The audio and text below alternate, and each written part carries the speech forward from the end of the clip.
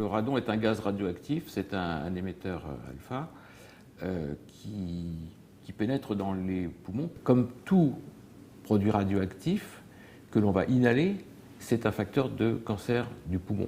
On estime, avec une incertitude assez large, que le nombre de décès annuels par cancer du poumon en France en relation avec l'exposition au radon serait de 1200 à 2900 décès par an. Donc ce n'est pas anodin, exposition essentiellement domestique.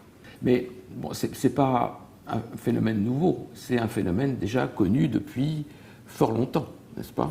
Oui, vous avez tout à fait raison. C'est vrai que le radon qui aujourd'hui est connu des spécialistes comme un agent cancérigène est reconnu notamment par l'Organisation mondiale de la santé, l'OMS, depuis 1988, est finalement un gaz radioactif présent naturellement donc, dans la nature depuis la nuit des temps. Et en l'occurrence, dès le Moyen-Âge, il avait été observé par un médecin suisse du nom de Paracelse, qu'il y avait une épidémie d'affections pulmonaires chez les mineurs des mines d'argent de Bohême et de Saxe.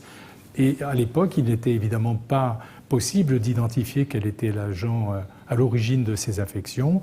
Un peu plus tard, il avait été pensé que c'était essentiellement la silice et d'autres polluants comme le nickel qui pouvaient être à l'origine de ces affections. Et puis c'est seulement après la découverte finalement du radon en 1900 que le lien a pu être établi entre la présence de ce gaz en quantité importante dans les mines mal ventilées et puis l'excès de cancer pulmonaire. Que l'on a observé aussi chez les mineurs d'uranium longtemps après. Alors bien sûr, c'est surtout ensuite dans les mines d'uranium où là, les concentrations étaient encore beaucoup plus élevées que ce lien a été établi, surtout à l'époque effectivement où les mesures de prévention n'étaient pas encore d'actualité et des concentrations donc très élevées ont pu être à l'époque présentes dans ces mines d'uranium.